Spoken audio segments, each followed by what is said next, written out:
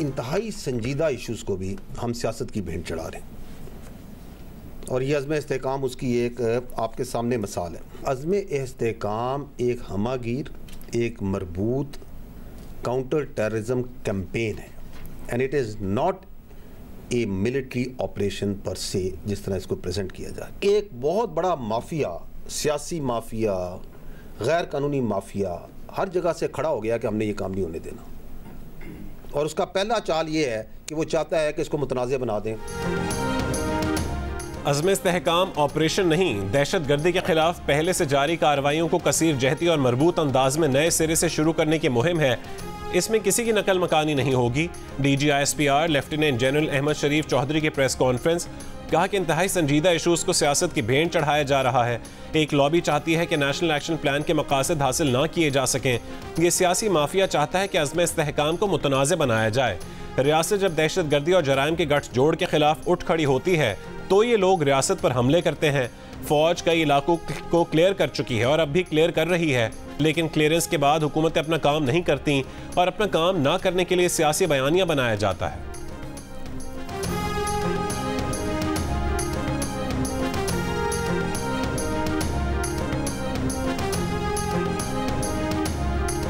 आप की जो कानूनी निज़ाम है, जो आपका अदालती निज़ाम है, जो 9 मई के करने वाले हैं, उसके जो सहूलतकार हैं, उसके जो मनसूबा साज हैं, जब वो उनको ढील देगा, जब आप उनको कैफरे करदार पे नहीं पहुंचाएंगे, तो मुल्क के अंदर इंतशार और ये जो मॉब मेंटेलिटी है, इसे मॉब मेंटेलिटी कहते हैं, ये फाशिज्म है, ये फस्तायत है, ये मजीद फैलेगी। कानूनी निज़ाम 9 मई करने वालों, उनके सहूलतकारों और मनसूबा साजों को कैफरे किरदार तक नहीं पहुंचाया गया तो मुल्क में फस्तायत मजीद फैलेगी। DGISPR लेफ्टिनेंट जनरल अहमद शरीफ की प्रेस कॉन्फ्रेंस, कहा कि 9 मई का वाक़या हुआ तो एक इंतशारी टोले ने प्रोपेगेंडा शुरू कर दिया कि फौज ने गोली क्यों ना मारी। अगर कुछ मुसल्लह लोग हुजूम में शामिल होते हैं तो उन्हें रोकना किसकी जिम्मेदारी है? बन्नू में फौज ने रिस्पॉन्स SOPs के मुताबिक बिल्कुल दुरुस्त दिया। अगर कोई इंतशारी टोला आता है तो उसको पहले वार्निंग दी जाती है, फिर हवाई फायरिंग की जाती है। अगर वो इंतशारी टोला ना रुके तो फिर उसके साथ जो करना हो वो किया जाता है।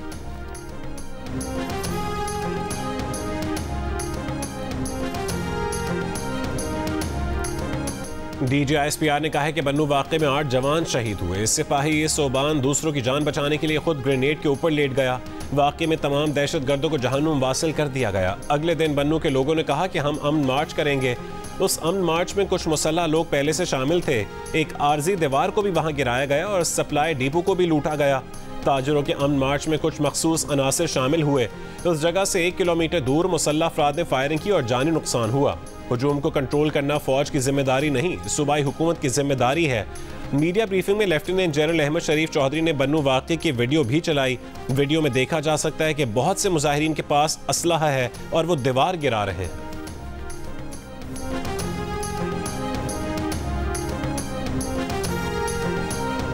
ये है डिजिटल दहशतगर्दी, is nothing but digital terrorism.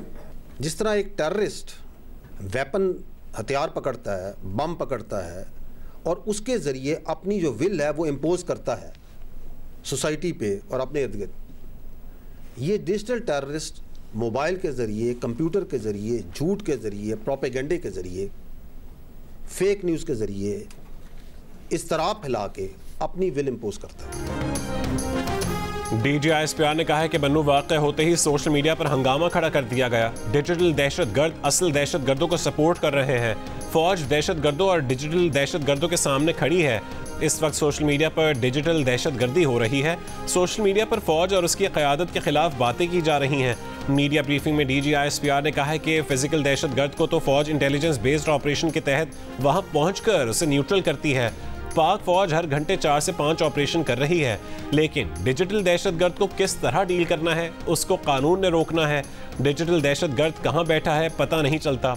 सवाल उठाया कि फेक न्यूज़ को फैलाने में कितने लोगों की जायदादें जब्त हुई। बजाय इसके कि कानून आगे बढ़े, उनको मजीद स्पेस दी गई। आज़ादी इजहार राय के नाम पर उनको हीरो बनाया जाता है।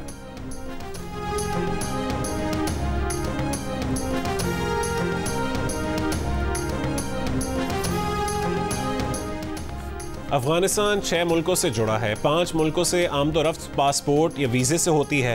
पाकिस्तान ने पासपोर्ट की शर्त लगाई तो एहतजाज शुरू हो गया। मुजाहिरीन का सिर्फ एक मुतालबा है कि उन्हें स्मगलिंग करने दो। DGISPR लेफ्टिनेंट जनरल अहमद शरीफ चौधरी की प्रेस कॉन्फ्रेंस, कहा कि जब नॉन कस्टम पेड गाड़ियां चलेंगी तो उससे दहशतगर्द भी इस्तेमाल करेंगे। जब बेनामी अकाउंट्स और बेनामी जायदादें होंगी तो उसका फ़ायदा दहशतगर्द भी उठाएंगे। भारत भी मौके की ताक में है कि कब पाकिस्तान की फ़ौज और इदारे कमज़ोर हों और वो वारदात करे। अगर ये सब चलता रहा और हम उसके सामने खड़े ना हुए तो इसको मज़ीद स्पेस मिलेगी।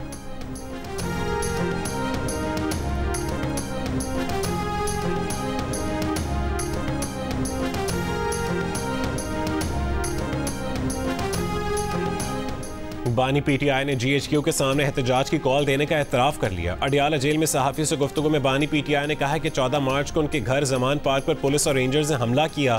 फिर 18 मार्च को जुडिशल कॉम्प्लेक्स पर भी पुलिस ने उन पर धावा बोला। अंदाज़ा हो गया था कि उन्हें गिरफ्तार किया जाएगा।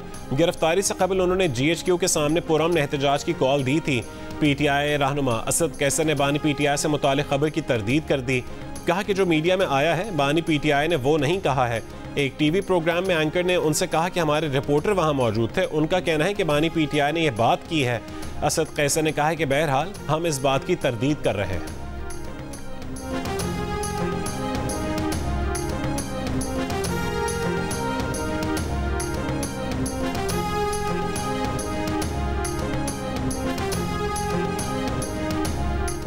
नौ मई के 12 मुकदमात में बानी PTI का अडियाला जेल में लाहौर पुलिस के सामने पेश होने से इनकार। तफ्तीशी टीम बगैर पूछगछ वापस रवाना हो गई। बानी PTI को पुलिस टीम ने शामिल तफ्तीश होने के लिए मुतादिद पैगामात भिजवाए, लेकिन बानी PTI बज़िद रहे कि वो सिर्फ वकला की मौजूदगी में ही शामिल तफ्तीश होंगे। लाहौर में दर्ज 12 मुकदमात के तफ्तीशी अफसरान को बानी PTI का पॉलीग्राफिक टेस्ट करना था। तफ्तीशी टीम में फोरेंसिक माहिरीन भी शामिल थे। बानी PTI लाहौर में दर्ज 9 मई के 12 मुकदमात में 10 रोज़ा जिस्मानी रिमांड पर है।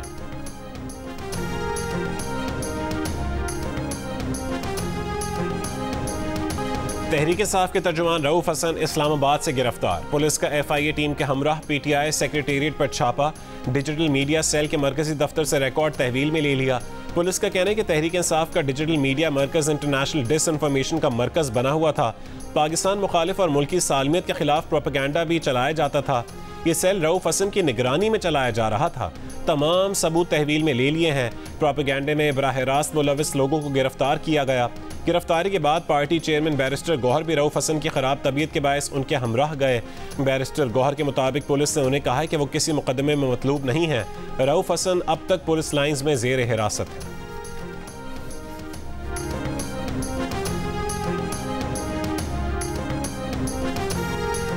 PTI की अपने सेक्रेटेरिएट पर छापे की शदीद मजम्मत। चेयरमैन PTI बैरिस्टर गौहर ने कहा यह सब कुछ एक पार्टी को कमजोर करने के लिए किया जा रहा है। हमें टारगेट किया जा रहा है। आप सर्च वारंट के साथ आते तो हम आपके साथ ताउन करते। ये किसी भी केस की इंक्वायरी के लिए नहीं आए। हमारे MNAs, KP और पंजाब के MPAs के बयान हल्फी मौजूद थे। पुलिस ने वो तमाम बयान हल्फी अपनी तहवील में ले लिए। इस वक्त तक हमारे 10 अफराद गिरफ्तार हैं। रऊफ हसन की तबीयत नासाज थी, इसलिए वो उनके साथ मौजूद थे। पुलिस ने कहा कि आपके ऊपर कोई मुकदमा नहीं, आप जा सकते हैं। हुकूमत जो भी ऑपरेशन करना चाहती है पार्लियामेंट को एतमाद में लिया जाए। हमें ऑपरेशन अज़्म इस्तेहकाम पर ताहाल कोई ब्रीफिंग नहीं मिली। ऑपोजिशन लीडर उमर अयूब ने कहा है कि उन्हें सुप्रीम कोर्ट का फैसला हजम नहीं हो रहा। डिजिटल दहशतगर्दी का बयानिया बनाया जा रहा है। बलोचिस्तान, सिंध और खैबर पख्तूनख्वा के बॉर्डर पर स्मगलिंग कौन करवा रहा है? क्या बॉर्डर पर पटवारी हैं जो स्मगलिंग करा रहे हैं? जिन ममालिक की मिसालें दी गई वहां डिक्टेटरशिप थी।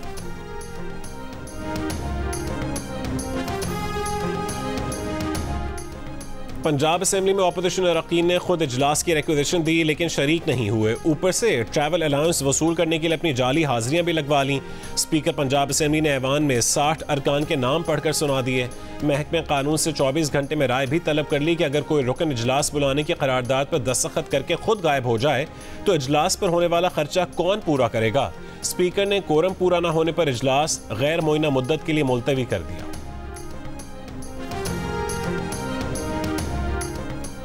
बन्नू में हालात मामूल पर आ गए। कारोबार और ट्रैफिक मामूल के मुताबिक रवां दवा। शहर और गिरदोनवाह में मोबाइल फ़ोन सर्विस बहाल कर दी गई।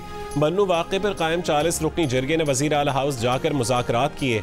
चेयरमैन अमन कमेटी बन्नू दिल नवाज खान ने प्रेस कॉन्फ्रेंस में कहा है कि बन्नू वाक़े की जुडिशल इंक्वायरी करवाई जाए, इंटरनेट और मोबाइल फ़ोन सर्विस बहाल की जाए। इससे पहले महकमे दाखिला खैबर पख्तूनख्वा ने कहा कि 19 जुलाई को पुरअमन इज्तिमा में शामिल मुजाहिरीन की आड़ में कुछ शरपसंदों ने पथराव किया।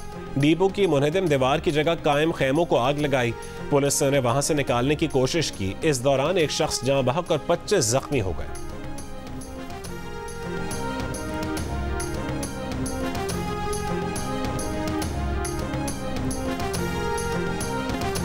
बन्नू एहतजाज में पीटीआई ने अपने लोग शामिल किए, असलहा दिया, सबूत सामने आ गए हैं। बन्नू वाक़े की GIT बना दी जाए। वज़ीर रियासती और सरहदी उमूर अमीर मकाम की प्रेस कॉन्फ्रेंस। कहा कि आप कहते हैं बन्नू वाक़े की इंक्वायरी करवा देंगे, आप क्या इंक्वायरी करवाएंगे? आपका मंसूबा था मुल्क में लाशें गिरें। अमीर मकाम ने खैबर पख्तूनख्वा हुकूमत और वज़ीर आला से सवाल किया है कि वो सूबे के अवाम के लिए क्या कर रहे हैं।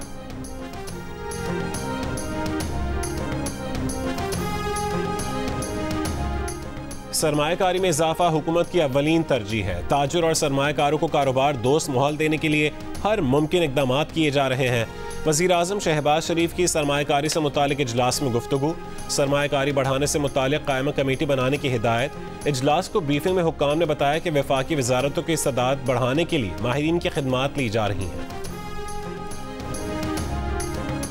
वज़ीर आला पंजाब मरीम नवाज ने कहा है कि हुकूमत की तमाम तर तवज्जो गरीब आवाम को रिलीफ देने पर मरकूज है। महंगाई को हमेशा के लिए दफन करना चाहते हैं। वज़ीर आला पंजाब मरीम नवाज और स्पीकर पंजाब असम्बली मलिक मोहम्मद अहमद खान की मुलाकात में सियासी सूरत हाल, सूबाई असम्बली के उमूर और तरक्याती मनसूबों पर गुफ्तगू हुई। स्पीकर ने मुल्क की पहली एयर एम्बुलेंस सर्विस की कामयाब टेस्ट फ्लाइट पर वज़ीर आला पंजाब को मुबारकबाद पेश की। मुलाकात में सीनियर सूबाई वज़ीर मरीम औरंगजेब भी मौजूद थी। बानी PTI और बुशरा बीबी का तोशा खाना के नए केस में मजीद 7 रोज़ का जिस्मानी रिमांड मंजूर। एहतसाब अदालत ने 29 जुलाई तक रिमांड में तोसी कर दी। अडयाला जेल में हुई समात में बानी PTI और बुशरा बीबी वकील के हमराह पेश हुए। नैब ने 14 रोज़ा जिस्मानी रिमांड की इस्तदा की थी। वज़ारत मजहबी उमूर ने लाल हवेली को नोटिस जारी कर दिया। चेयरमैन मतरूका वक्फ इमलाक बोर्ड ने शेख रशीद के भाई शेख सद्दीक को तलब कर लिया। हर सूरत पेश होने की हिदायत। नोटिस में लिखा है कि समात किसी सूरत मुलतवी नहीं की जा सकती।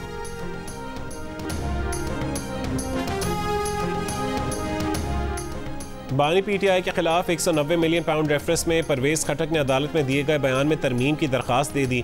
नए बयान में परवेज खटक ने कहा है कि बानी PTI के असरार पर काबीना ने बगैर पढ़े इजाफी एजेंडे की मंजूरी दी और इस स्कैंडल पर बात और बहस करने से भी मना किया। बानी PTI ने बंद लिफाफे के एजेंडे पर मंजूरी के लिए असरार किया। 190 मिलियन पाउंड रेफरेंस में भी बानी PTI और बुशरा बीबी अडयाला जेल में हुई समात में पेश हुए।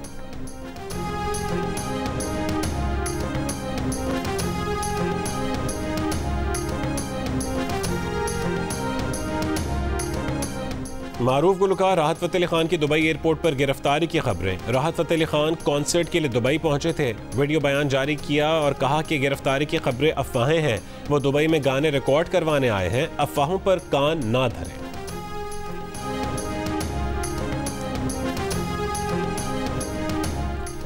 ड्रामा निगार खलीलुर रहमान कमर की FIR पर पुलिस से हनी ट्रैप करने वाली मुलजिमा और उसके 7 साथी गिरफ्तार करके 3 गाड़ियां, असलहा और वायरलेस सेट बरामद कर लिया। FIR में खलीलुर रहमान कमर ने बताया कि वो खुद 15 जुलाई की रात 12 बजे आए फ़ोन कॉल पर मद्दाह होने के दावेदार खातून से मिलने सुबह 4 बजे उनके घर जा पहुंचे। खातून उनके साथ ड्रामा बनाना चाहती थीं। इस दौरान 7 मुसल्लह अफराद ने घर में घुस कर उन पर तशद्दुद किया। ATM से तकरीबन 3 लाख रुपए निकलवाए, 1 करोड़ रुपए तावान मांगा और सुबह 11 बजे ननकाना साहब में गाड़ी समेत छोड़कर भाग गए। मुलजिमा ने पुलिस को बयान दिया कि खलीलुर रहमान कमर से उनकी 15 दिन से फ़ोन पर चैट हो रही थी। तस्वीर का तबादला भी हो चुका था।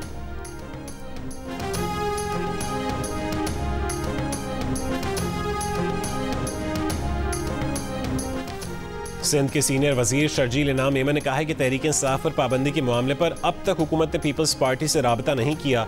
जब वफाकी हुकूमत इस फैसले को काबीना और पार्लियामेंट में ले जाए, जब उनका एक्शन नजर आएगा, तभी पीपल्स पार्टी अपना मौक़िफ़ देगी। कराची में मीडिया से गुफ्तगू में कहा है कि सिस्टम और हुकूमत चलेगी, किसी परेशानी की ज़रूरत नहीं है, मुल्क में कुछ होने नहीं जा रहा।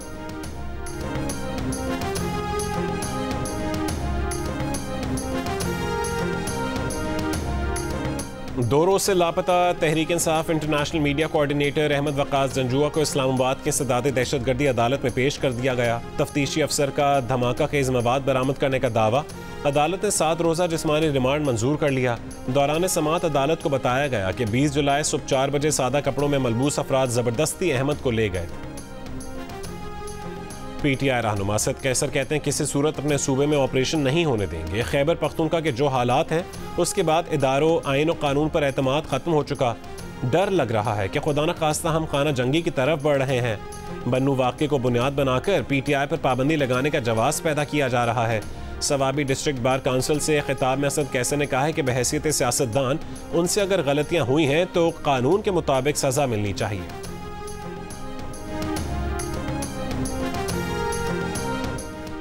जमात इस्लामी ने मुल्क में नए इंतखाबात का मुतालबा मुस्तरद कर दिया। हाफिज ज़ईमुर रहमान ने कहा है कि मुल्क को इस वक्त किसी नए इंतखाब की ज़रूरत नहीं है। सुप्रीम कोर्ट जुडिशल कमीशन बनाए और फॉर्म 45 की बुनियाद पर हर नशिस्त का फैसला करे। फॉर्म 45 इलेक्शन की सबसे मुस्तनद कानूनी दस्तावेज है। जो जीता है उसे जिताओ, जो हारा है उसे हरवाओ। दुनिया ने बांग्लादेश में तलबा की ताकत देख ली है। जब नौजवान निकलते हैं तो कोई ताकत नहीं रोक सकती। इसलिए नौजवानों की सोच पर पहरे बिठाने की कोशिश की जा रही है।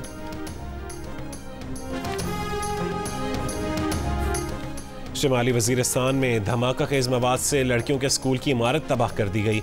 मीर अली के गांव जेरकी में दहशतगर्दों ने गवर्नमेंट गर्ल्स मिडिल स्कूल को रात के वक्त धमाके से उड़ा दिया। जोरदार धमाके से करीबी घर को भी नुकसान पहुंचा।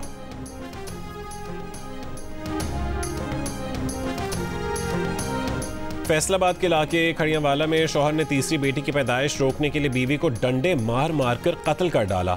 अल्ट्रासाउंड में बेटी की निशानदही पर सज्जाद ने अपनी बीवी को कत्ल किया। मकतूला के भाई का पुलिस को बयान। वजीर आला पंजाब मरियम नवाज के वाक़े पर गहरे दुख और अफसोस का इजहार।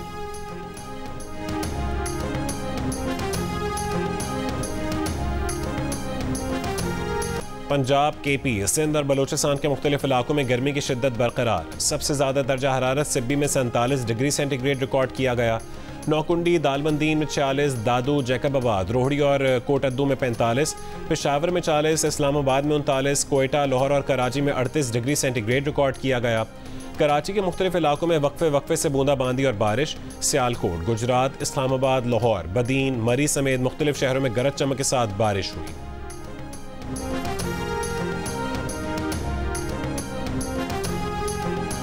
सोशल मीडिया पर गैलप पाकिस्तान के सर्वे से मंसूब ये दावा कि 94% पाकिस्तानी मुल्क छोड़ना चाहते हैं झूठा है, जाली है। जियो फैक्ट चेक ने हकीकत मालूम कर ली। गैलप पाकिस्तान के मुताबिक इदारे ने यह सर्वे नहीं किया। 2023 में इस मौजू पर जो सर्वे हुए थे उनमें से एक में 71% पाकिस्तानियों ने कहा था कि मुल्क में हालात कितने ही ख़राब क्यों ना हो वो किसी दूसरे मुल्क नहीं जाएंगे। जियो फैक्ट चेक सोशल मीडिया पर फैली खबरों की जाँच का मौसर प्लेटफॉर्म है। किसी भी खबर की हकीकत जानने के लिए जियो फैक्ट चेक से राबता किया जा सकता है। फेक न्यूज़ से छुटकारा पाकर जियो।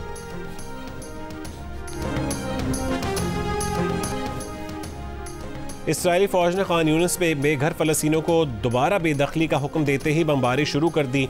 70 फ़लस्तीनी शहीद। गजा के दीगर इलाकों में भी हमले जारी। फ़लस्तीनी शोहदा की मजमूई तादाद 39,000 से बढ़ गई। गजा में मजीद 2 यरगमाली हलाक हो गए। इसराइली फौज की तस्दीक। लेबनान से हिज़्बुल्लाह का इसराइल के फौजी बंकर्स पर ड्रोन हमला। इसराइल जंग बंदी मुज़ाकरात के लिए जुमेरात को अपना वफ्द मिस्र भेजेगा। कोलंबो में जारी आईसीसी इजलास में चैंपियंस ट्रॉफी के बजट की मंजूरी दे दी गई। चैंपियंस ट्रॉफी के लिए बजट का बड़ा हिस्सा सिक्योरिटी और टीमों की एक शहर से दूसरे शहर मुंतकली पर खर्च होगा। आईसीसी चैंपियंस ट्रॉफी फरवरी-मार्च में पाकिस्तान में मुनक्किद की जाएगी।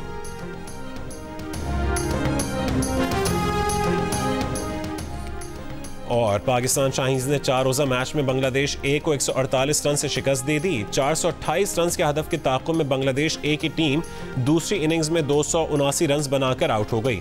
मेहरान मुमताज़ ने 4 और शाहनवाज डहानी ने 3 विकेटें हासिल की।